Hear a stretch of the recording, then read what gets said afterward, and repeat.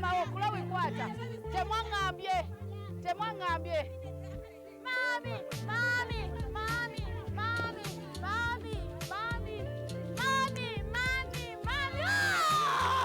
Hello everyone, you welcome to the Church Guys Show. How are you doing? How are you everybody? Hope you're having an amazing evening. Right about now we're having a beautiful full moment here with the girls. Oh my god, this is so beautiful. I didn't know everyone had talent. These guys can play too much, and I'm not alone. I'm along with Taylor, my co-host, and also judges as well. You guys, if you're out there, I can't hesitate to tell you, turn on your TV set. Remember, this show is every Wednesday from 10 to 11 p.m.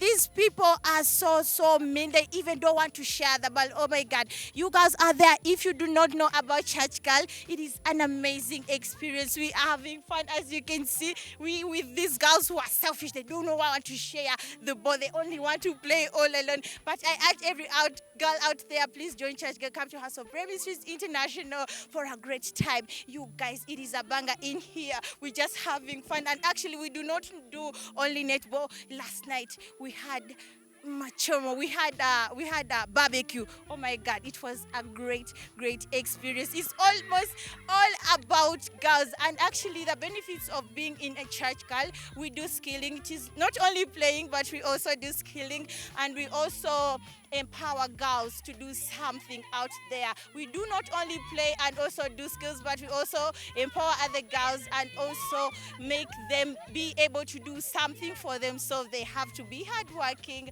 And actually, you girls, if you're out there and your sister is not in the living room right now, tell them it has started. It is right about now. And actually, let me ambush Mommy. She does not know that I'm going there, but let me go and ask how much she is tired. Hello, Mama.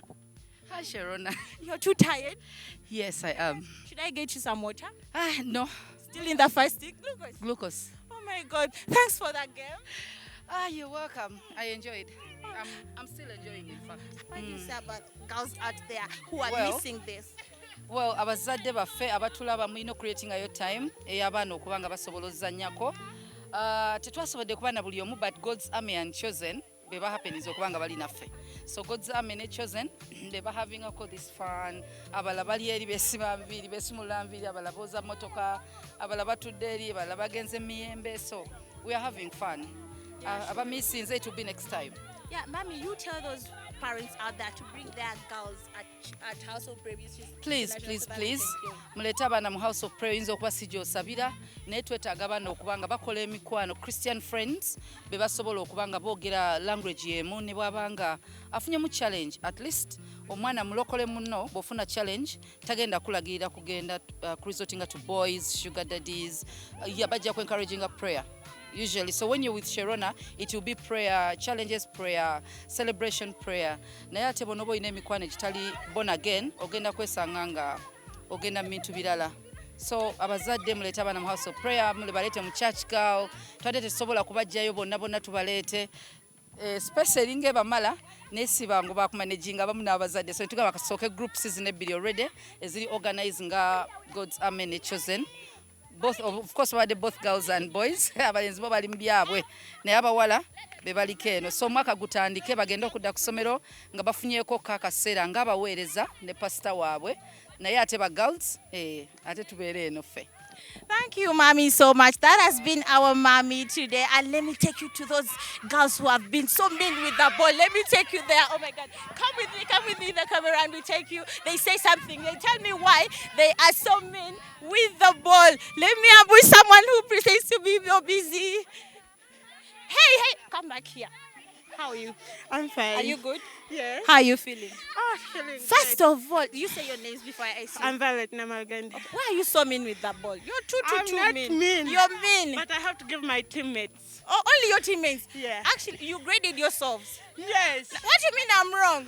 Yes, But you are. No, I just came in just to say to do some simple stuff, and then I told you to give me the ball. And you chose. Because you were giving out our ball. This one is too tough. Let me go away. I go to another one.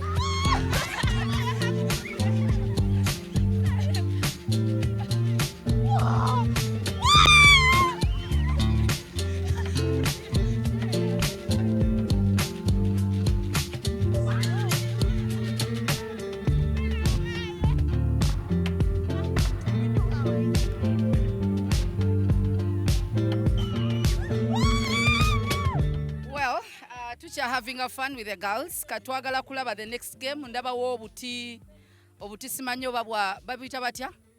Lire. Waliwo obuzannyo bwe badduka. Babuyita batya? Babuyita batya? Babuyita 12 what? 12 sticks. Okola otya?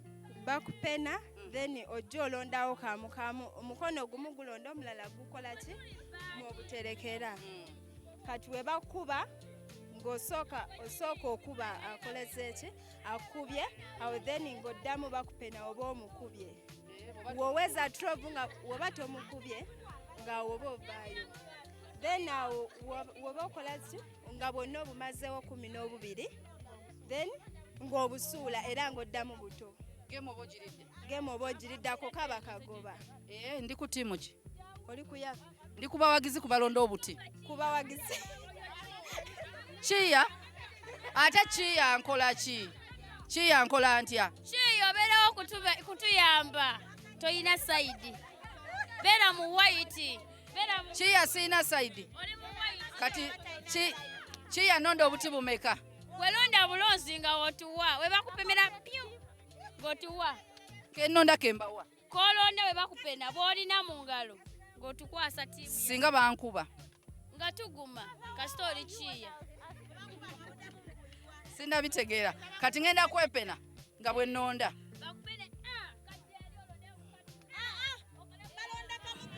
Singa nnonda 12 omulundi gumu. Oba otwonoonedde geemu. Olutalo oluli mu kuyoola obuti. Sokoleke. Lake nnonda 12 nnonda kamu. 12 bonna olina oba obulonda naye tolonda like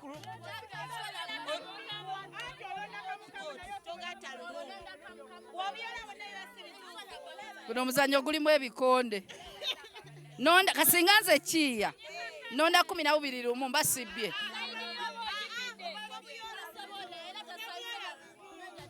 Kati buli kennonda nga nkawa sayidi gye nnondedde. Kati nze Chiya nze nsookawo. Kennonda sikazza. Akagwa sikazza.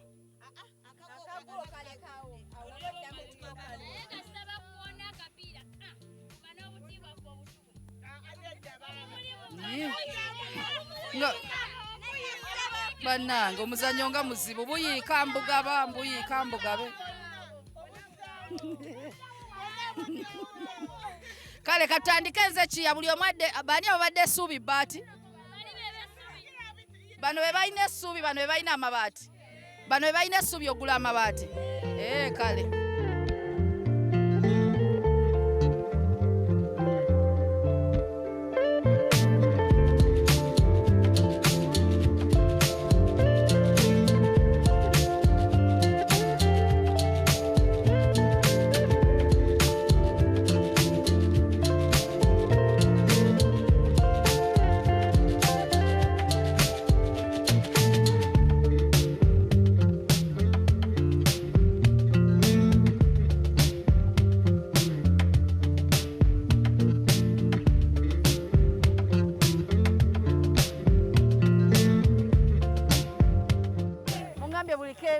Nkwate. Kati kangeze. Twaka kamu naye yakuta omuntu buli muyisa akutte kamu. Kagenzeri. Nonda kamu.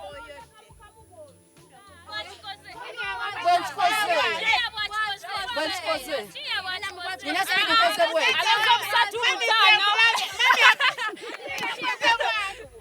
Kati gwe soko oguzanye.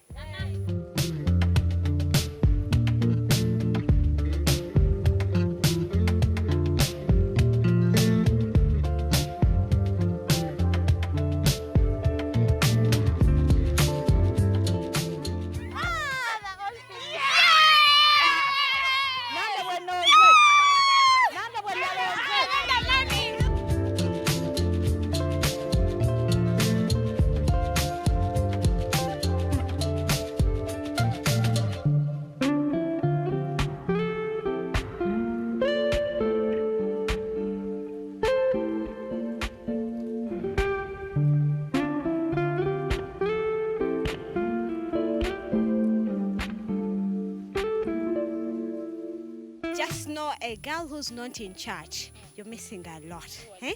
Imagine, like, you come out, you take your time, then you go somewhere very far like we did. We enjoyed, and we are still enjoying. So any girl out there, when you're still thinking about it, my dear, when there is God, when there is Jesus, everything is kawa, everything is so fun. And church A girl out there, please, nebanga church ewamwe ntonotono, try that church.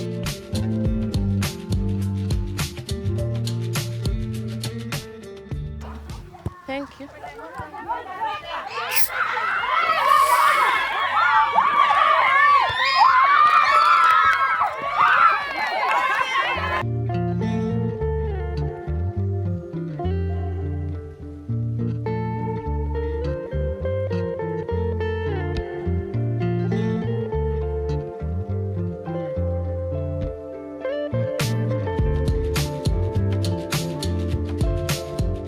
Oh my God, you people, this is a great experience of girls. As you know, we are here sweating, wiping off sweat, but let's go in for a short breather. We're going to be right back, and when we come back, we're going to have a discussion with these beautiful princesses, and they're going to share with us their views of 2022. Remember, it's a new year. They're going to tell us their plans of 2022. Let's go in for a short break.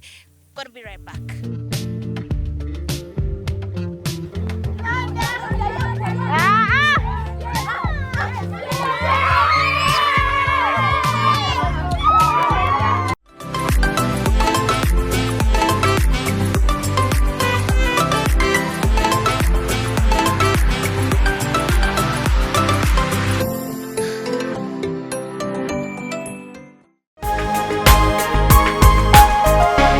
Soul Television, Femunyo.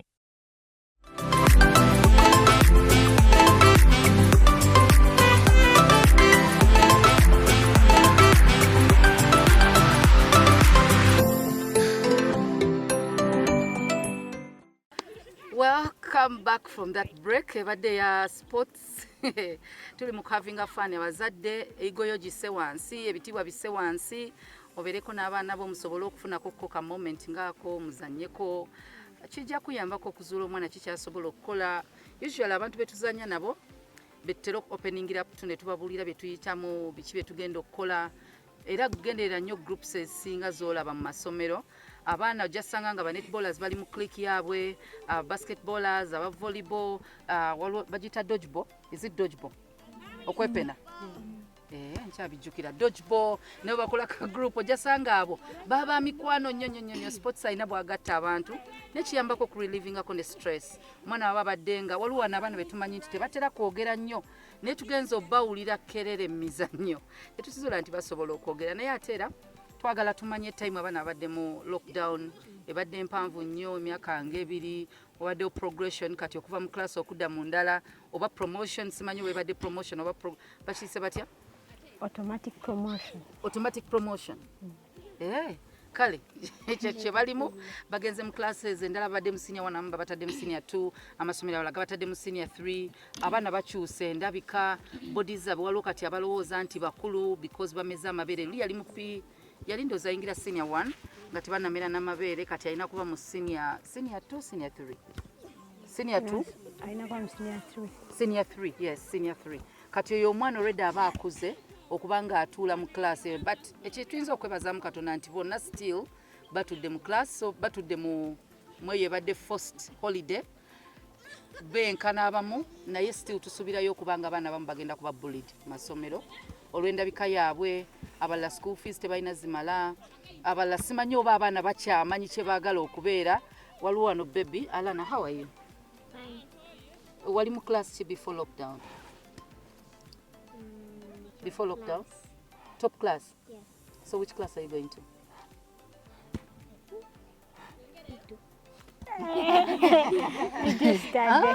you think P2 are you ready for P2 what do people do in P2 can you count 1 to 20 you do still remember Yes. count for us 1, 2, 3, 4, 5, 6, 7, 8, 9, 10, 11, 12, 13, 14, 15, 16, 18, 19, 20. can you spell your name Alana. spell it for us A-L-A-N-N-A-H. and Jolene Joylene then Mutoni I know Mjisha too long but you're going to P2 can you write those names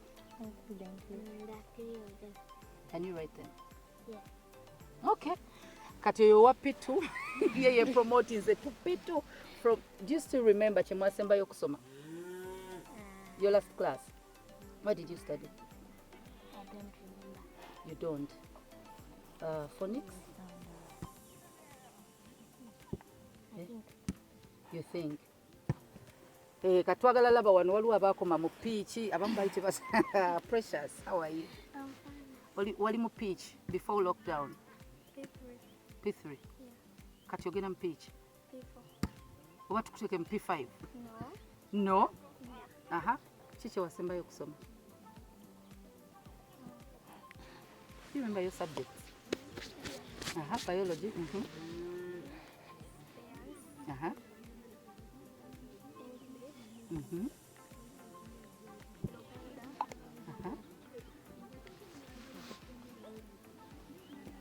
history math economics what else computer what did you last study in science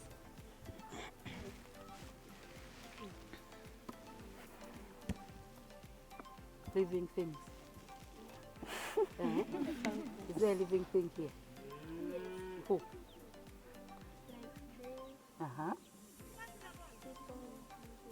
people who in particular some of them are non-living they are all living what shows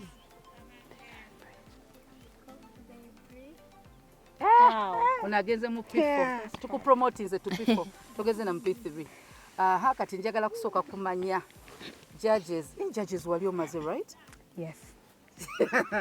lucky you Sharona were you still in school Yeah. Second year. for you are online doing online ani yali mu secondary what which class Senior 4. you were in senior 4 did you do your exams Promoted to A level. so ogenda mu A level bakuteka gwe kati mu senior 6 Senior 5. mwete mugenda Without kubeera no exams. progression for you Don't you name exams? First we did our exams. senior 4 you name what are your aspirations what do you want to become without doing the name. wow That's being the luckiest. ogenda kola cost sorry combination I wanted bed, what is big divinity, econ and geog. obisobola Yeah. mugira mugattako subject do you have Some math. ICT But those who economics, some math is a must. it's a must Yeah. As long as you do economics. wow As long as you have economics. And Oh, there is no yeah, if you math, have economics, it's a must. it's a must. Have math. so bw'oba tolina economics si kyokola Ogenda mu ICT. Whoever call econ and entrepreneurship, it's a must. You have to do some math. Your years, but right now it is automatic.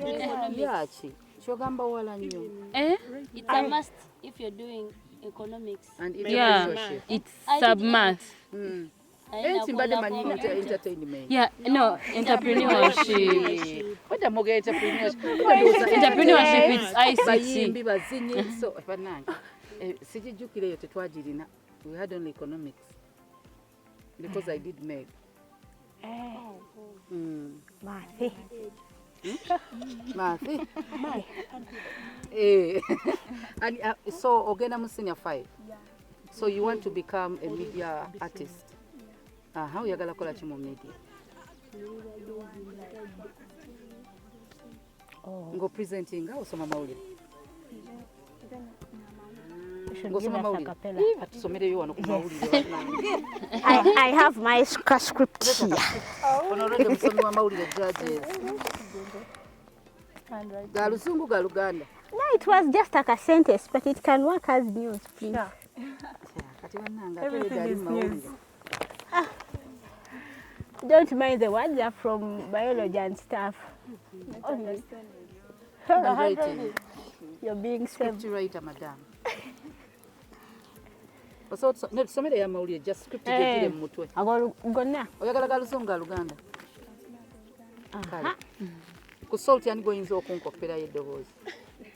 Ku salt mawulire ani gwe weegomba ayinza okuba nze nga sirina mawulire. Oyagala kale tusomere. Tusomere. Mwasente nno banyabo ne bassebo abatuuliza manya gange nze Nakabistela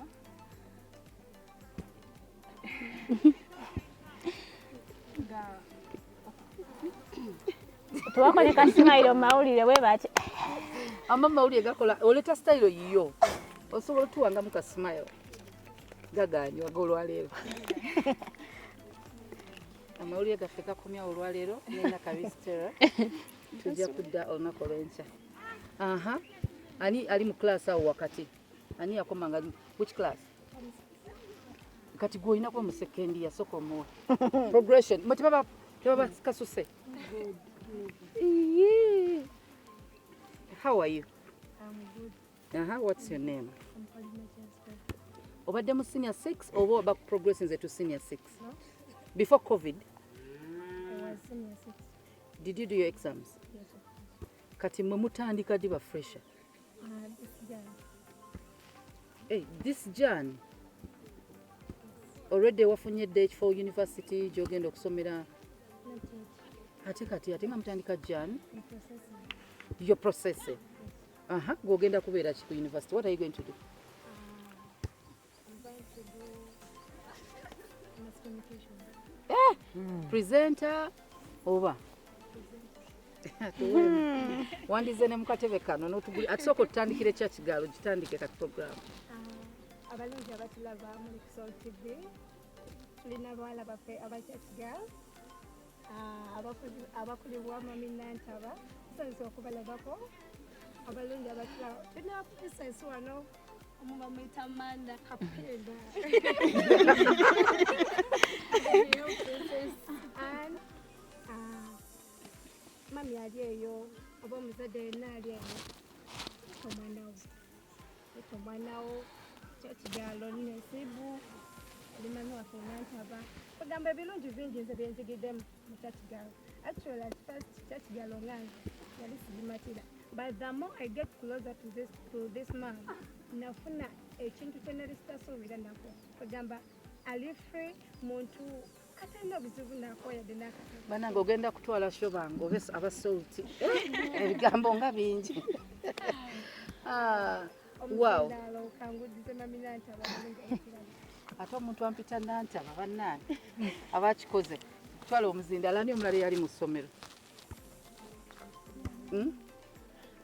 Ani wama teacher? Ani osomesa? No? So what are you doing? What have you been doing through this whole holiday?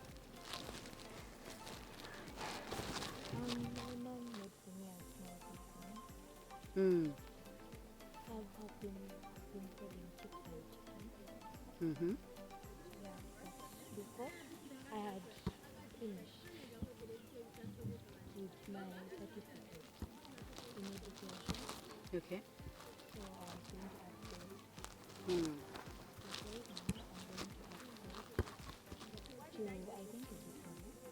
Okay. And I want to go to either material or charity. Oh, that's good. Yeah, teacher, madam teacher. Over pre-primary teacher, primary teacher, secondary teacher. Now I was You're nursery teacher, pre-primary. Wow. Alana, teacher wa wapitu. Omulabe Anne, I tell your friends. Amanda, lockdown yobadde okola ki? Oba ebirooto byo byagenda before lockdown olina kye wali okola nga lockdown yakisazaamu? Before lockdown nali sina nebyenkola. Lockdown yajja nenjigiriza okukola. Oh, so lockdown tebaze Katonda gwe lockdown yakugolokosa. Yes. Wali oli Amanda yali akulira bukulizi God's Army. Kati nga toyagala kukola birala full-time minister. Not even that. By the way, before, na certificate in fashion and design. So before lockdown, so ndi ntya wana? Muka fashion and design. Yes. Sinzira ku course. So lockdown eja yanyongerako bongezi. So I started making jewelry. Yanembitunda. Kyova manyi okutunga ye? Yes. Oh, okay. So sometimes omuntu wangamba nti alina fashion gyayagala nze nkola akajanja noyongereza nemugamba I have this necklace ejja kukolera oba earrings waliwo abantu nga ye tayagala necklace nga yagala earrings abamu nga byonna byonna tebabyagala naye nga they are okay with bracelets. Oh. Yeah, so lockdown yanjigirizaako ekyo ate nenyongera it empowered me though nalina ebirala bye nali njagala but era still wendi siwali. I'm a minister, obuweereza mbutambuza bulungi kuba bumpadde ne opportunity. Costumes ezimu ze twambala nze nzitunga. So that's another experience. So lockdown ekwadde opportunity okuba ng'oteeka mu practice for ministry at this time. Yes. Sikutungira balala for money kati ate bya ministry. Ministry, yeah. Era ministry yesinga. Nyiza okuba nkola kitono but Mukama nga ina kyanteekedde kinene singa waniini. Oh. Yes. Jovia. Jovia, how are you? Bwedda twepena nga tubaka n'otubaka nga gwe kayomba mu luzungu okikola otya? Yagambye ekigambo ki? Keep our ball. Keep our ball. Ayina omulala gwe yayomba. Aha, you're serving our ball. Lekere ugaba omupiira gwaffe. Ekyo ffe bwedda bwe tuleekaana. Jovia ng'okisusiza. Up to university. Wa paka university. Yes. Ngoba kompira. Wali mu institute ki? YMCA. Ngo oba kompira still. Wali ozanya kifo ki? Widi. Mukitegedde ka widi. The wing defender. Ombujjukira. Nange nali netball naye university byagaana. Byagaana. Aha, so kombiye before lockdown. Wali okola ki? I was at campus. Oh, you at campus? Yes. So now after lockdown abantu babagaye bagende bakole bagende economies gule tulina baddayo ku ssomero abagenda okusala enviri nga baalana. Alana, you going to cut your hair? Oba ebyessomero bigaana? Tusale enviri oba ebyessomero tubireke? You cut it? Oh, that's good. Okay, I went on studying online and I completed my course. It was accounting and finance. Then after lockdown, the first lockdown, I completed my course. Then I applied at Kaiwa University for the degree. Yes, I pursued the diploma in accounting and finance. Then Okay. I applied at Kaiwa International University. Kati wamaliriza oba okyalinda? Namaliriza kwa MCA diploma. Then I'm a degree.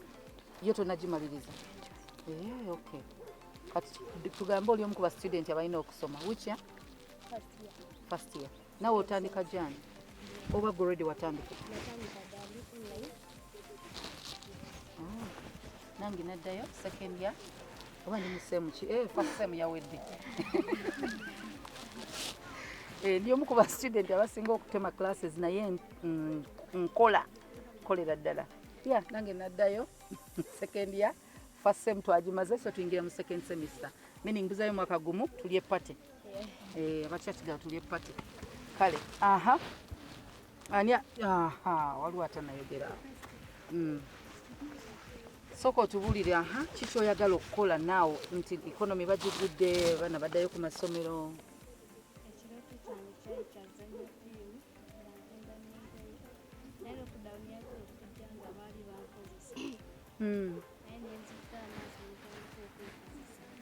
Okay. Kati okola ki? Otunda ngoye. Ngoye ki second hand first hand. Ate ekiroto ky'okuzannya firimu. Ne firimu ozizannye. Soko tuzanyiremu awo. Batuwayo character. Ekirungi producer wange ate camera person wange. Essence, aina Essence Films. Bakola ebina Uganda. Kati tukuwadde omulimu automatically nze siri mwogezi we naye tugukuwadde. Simanyi ba firimu za Uganda basasula buli mwezi.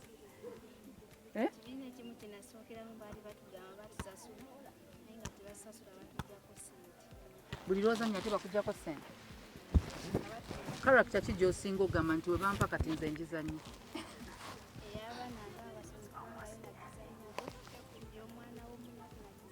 Tuzanyiremu bannange. Tufunye ka chance kati nene eringa interview kubanga ali ku camera aina company ezanya waliwo kino Uganda kye yafulumiza bakiyita batya birungi nga mukimanyi kubanga animal we are fun. We are fun. You're fun. Wow, birungi kati wandibanga gwe birungi addako.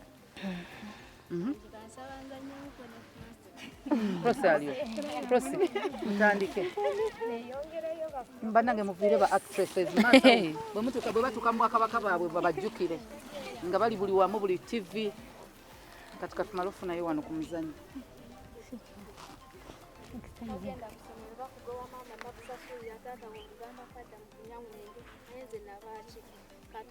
Esokoleke kati otandise oba otubulira script. Bannakazanyi ba firimu temutegeerekeka.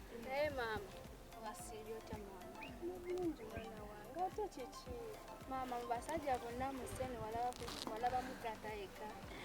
Ndetufayo yali accident owulire. Mama za accident buli wengenda kusomera mama nze gye bagoba tonfaako nsosola mama nze nali. Nsosola mwanange nkwagala oyagala neetunde. Mama si kwetunda. Nze omukadde wenkaddiye mwentira beevi. Naye mama nze asemba sirina magezi. Soma ebitabo tobirina. Ate naasoma obyezizika bwezizisi. Namagezi era sirina mama. Essence afunya comedian. Nange kinsuseeko. Let's go for a short break at Komeo.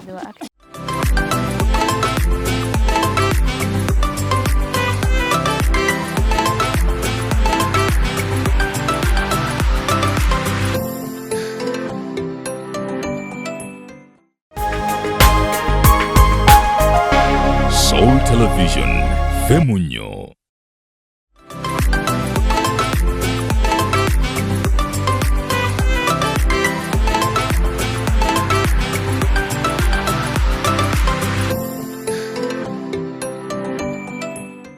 Kulikayo mu break yaffe okyali ku Church Girl Susan Makula n'abaana abawala ab'enjawulo Stella wabawulidde Sherona wamuwulidde Judges Harriet naye tabadde naffe olwaleero bonna kati njogera amanya gonna and of course the youngest princess Lana ne Precious.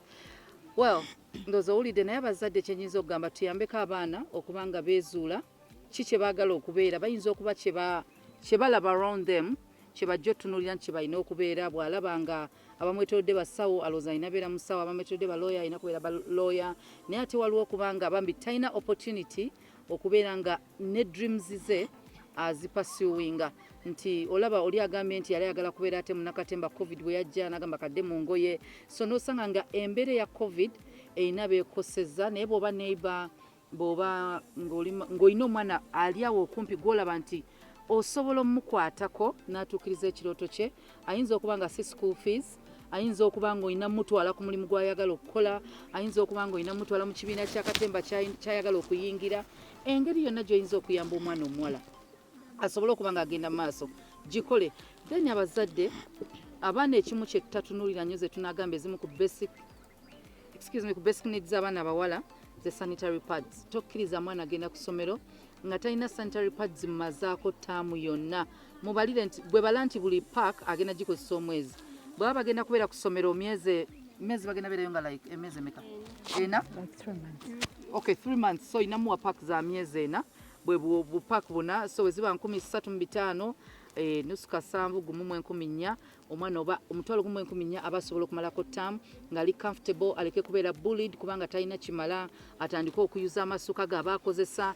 Omuzadde ataberangako mu ssomero nga toberangako mu mbeera bwetyo toyinza kitegeera nti especially mu kisulo nti omwana atuuka mu kisulo ali mudde asobola osigala ewaka ali mu kisulo. Imagine nga muli mu group y'abaana 2 ku ssomero nga gwasigadde mu dormitory kubanga tolina sanitary pad.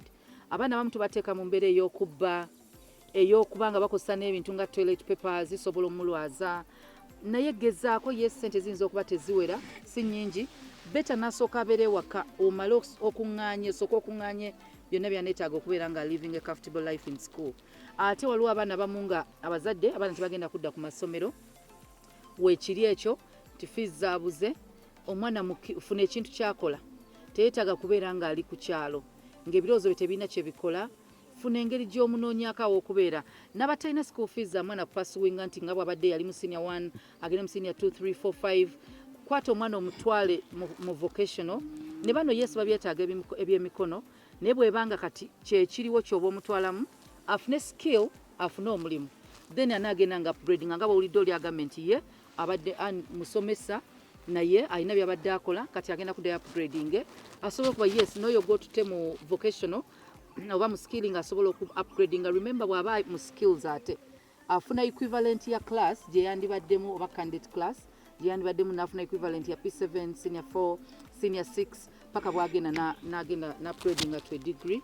Naye funa engeri yonna gy'oyamba omwana adde ku ssomero nga ali comfortable mu ssomero gy'ali byonna wadde tobirina kirungi omwana n'omuleka nabeera omwana kweyo stage. Alana has to be a girl or I have to let her be a child. N'atawulira bizibu byonna by'oyitamu ng'omuzadde.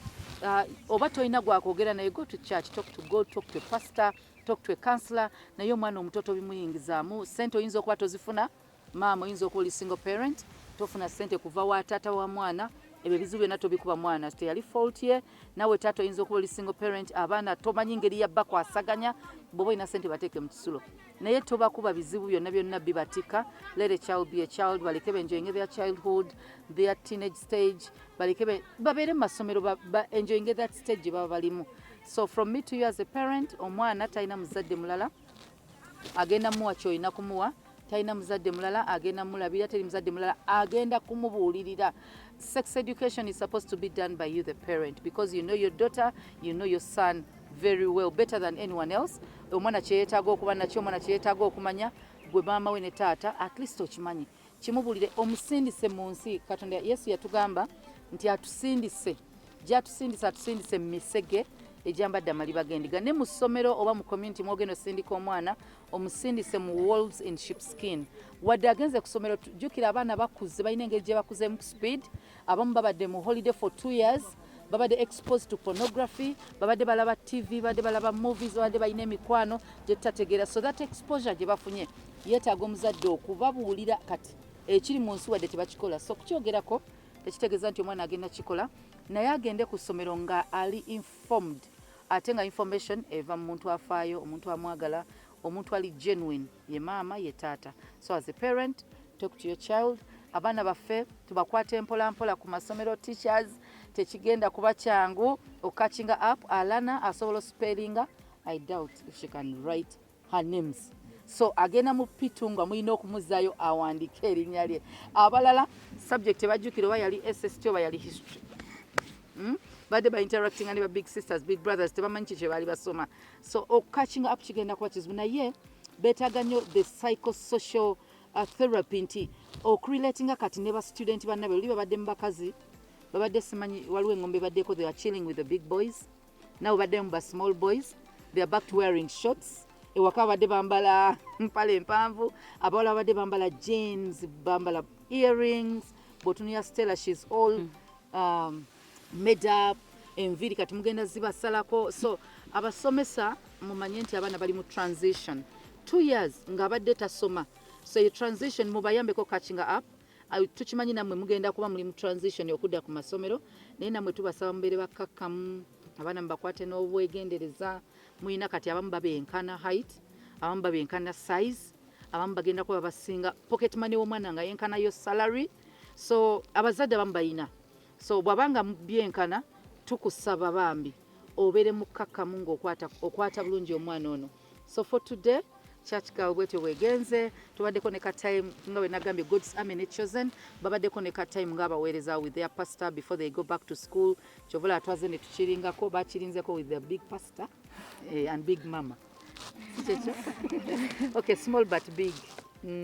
So wadde bakiringako ewaka, so genzo olaba nga tuli waka naye nga tukkiriza Mukama Katonda church girl yo this year etandise egenda kuba kicking off skilling training y'abaana, era beewandisa bonna tugenda kuba tuba contactinga tubabulye eddiwe mutandika okuba bakyaba draftingira oba curriculum yammwe, mugenda kusoma mutya, mugenda tuula wa environment ennungi, byonna byonna tuli mu bibateekateekera. Tujja kuba tubabulira ku TV, era bwe tunaba tuguddewo essomero officially our team eya camera essence, thank you so much, bajja kuba bakutuusaako ebifaananyi byonna osobola okumanya abaana gye bagenda okusomera.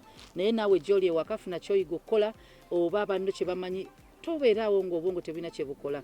Owakiriyiga okufumba, tufumbireyo ku mmere ogitunde, kamula juice omutembeeye ku mulimu awo w'okolera.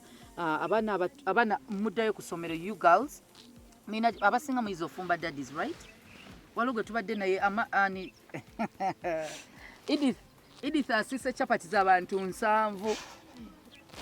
Namayimba tulinga abantu 7. Edith okikoze osise chapati bantu 7, kakitegeeza nkusuubira okuba nga otunda chapati mu kantini z'amasomero oba ogenda ziteeka mu kantini ya church girl.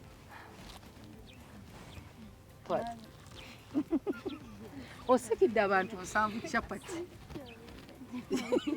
Ani abadde akuyamba kola abadde bazikanda? Aha. Ozete campus ya church girl. Ekituufu kiri nti buli muwala alina okubeera creative mukozi. So nze Edith nina different talents, manyi okufumba ebintu ebyenjawulo. Tusooke ku mazina mu God's Army. Amazina gwakyasinga ozina amakyoli? Ani Amanda? Ewuwo. Wange gw'osingira. Wange gw'osingira, abala bonna God's Army nagigobye gwasigaddewo. Kale njukira amazina gate gayamba kiwano mu church girl. Gayamba waliwo kati ku ssomero tugenda kuwa omulimu ku church girl nga gw'otendeka amazina amakyoli, Amanda Maganda, waliwo nalabye nga amasoga bazi, waliwo omwala omutini erinnya lye lyannemutegeera saizi ani actress yasinga mu masoga.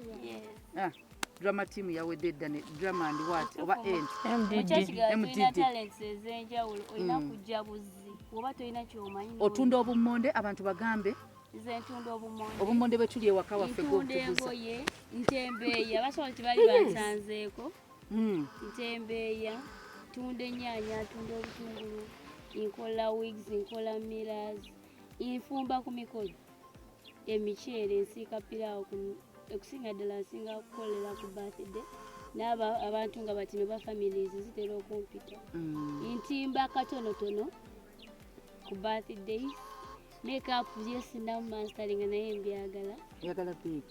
Yes, mbyagala naye okusingira ddala ekiroto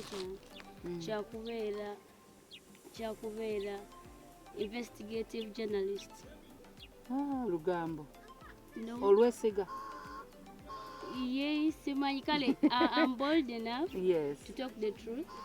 Njagala nnyo to bring out the truth. My background yandetera okuva nti kyenjagala. Because there is people mu society abaana abayisibwa obubi nga tebalina ddoboozi, ng'ate ababayisa obubi they pretend to be good nga be balina n'eddoboozi. Yes, nga be balina eddoboozi. I want to be that person. I want to investigate and bring out the truth on the table. Kiwedde kati omulimu gwe kitegeeza mutebi omugobye ku social media nanyini field kati bunyasa agenda avuga nga gwe mugende mbivumbuddwa ovumbule. Yes, ndowooza owulidde abaana buli omu alina kyeyagala okubeera. Stella Stella wangamba oddayo ogenda ku upgrading oyagala kola kati catering bakery oyagala keki zikuluma okubanga tuzigula bweru akasenteko kakuluma abantu bakalya ngenda zikola nkiwa nafunye dda bakasitoma bange nga tonnaziyiga nga sinnaziyiga ate gwe nkwagadde naye nga ngenda kuddayo. I have a girl in life, you need to have something like a certificate with you.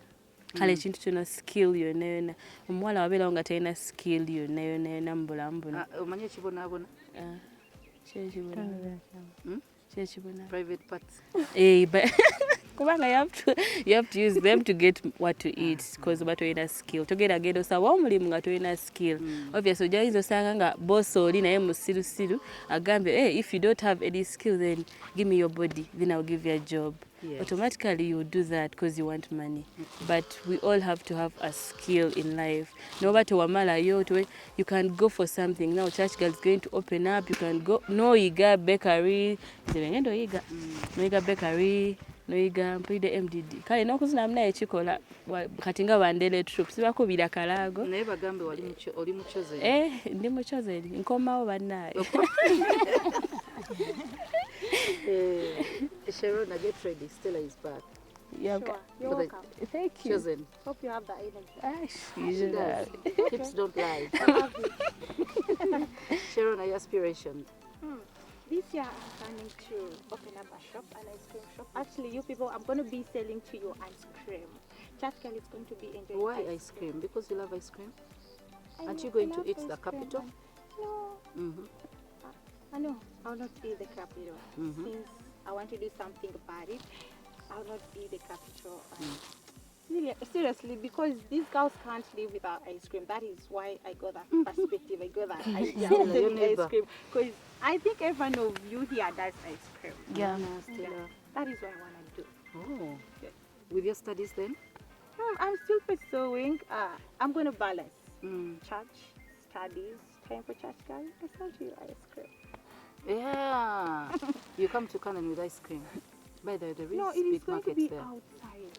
Outside? Yeah. Okay. I'm still looking for that good capital to put it outside there. So anytime you guys can come and fetch ice cream. What are you doing at campus? I'm doing mass comm. Yeah, and I want to be a news anchor. Okay. Mommy. Give us a shot. Give us a shot. Brief intro. Okay. You're listening to Salt FM Femunyo. Good morning. How do you feel? Sorry, pardon me. You're listening to, I'm going to use FM. Okay. You're listening to Salt FM Femunyo. You're listening to 107 Femunyo Salt FM. Good morning, our dear listener. It is news brought to you by Sharon and Nakakande. The headlines. Church girl held a meeting and they had an amazing moment to have with Mama and Papa. It is all about church girl to give you experiences about a girl. And lastly, wait it next week. News team, church girl yeyo obudde butulese. But thank you so much for watching. Till next time. Bye bye.